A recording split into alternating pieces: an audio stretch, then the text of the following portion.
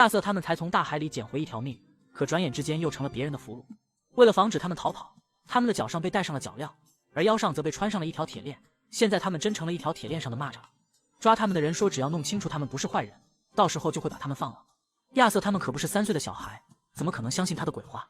没想到在半路上，一伙人袭击了抓他们的巡逻队。亚瑟他们趁机打开锁链，在逃跑的过程中，哈维尔腿部中枪，达奇等人只能先行逃跑，以后有机会再想办法救他。众人拼命逃跑，敌人却是紧追不舍，看来不把他们杀光誓不罢休。后来他们逃到一个营地，救他们的人给他们发放武器，拿起枪，几个人有如战神附体，但无需发枪命中敌人，转眼之间就将敌人消灭干净。救他们的这个人叫赫尔克里，是本地反抗军的首领。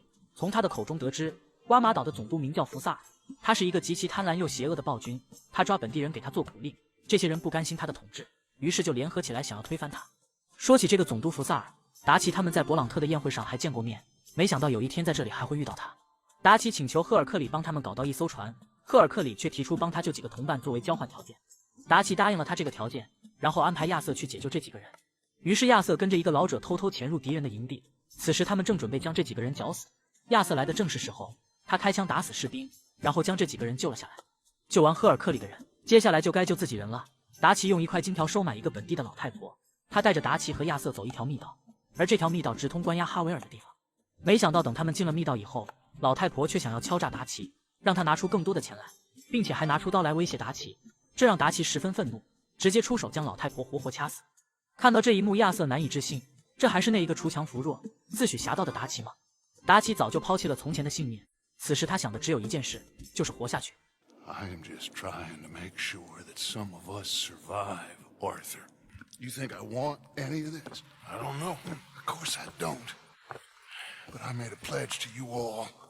We would survive, no matter what. So how did you know she was gonna betray us? What'd she say? It was in her eyes, in the way she was leading us. But you said you knew Spanish. I know human beings, Arthur. Well, maybe we've all just gone rotten. 等两个人到了地方，却发现哈维尔正在被别人凌辱，而为首的那个人正是福萨尔。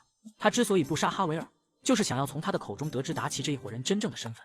看到自己的兄弟被人这样的对待，两个人实在是绷不住，当下就想出手将他们都突了。但达奇和亚瑟两个都不是鲁莽之人，于是他们制造一场爆炸吸引敌人的注意力，然后趁乱将哈维尔救了出来。达奇带着哈维尔逃跑，亚瑟一路掩护，且战且退。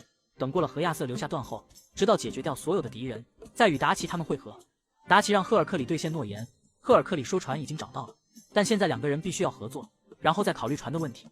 原来达奇营救哈维尔的举动彻底的激怒了福萨尔，他直接调来了军舰，想要把他们和反抗军一网打尽。此时达奇已经没得选了，只能和赫尔克里合作，一起对抗福萨尔。就算打死亚瑟，他也不会相信有一天他们会和军队一较高下。为了能摧毁福萨尔的军舰，赫尔克里找来了一门大炮，可还没来得及发射炮弹，大批的敌人已经进攻到跟前，看来只能先把这些敌人解决掉，然后才能解决那艘军舰。虽然对方人多势众，又是训练有素的军队，但在达奇、亚瑟等人面前却是不堪一击，转眼之间他们就将这些敌人消灭掉。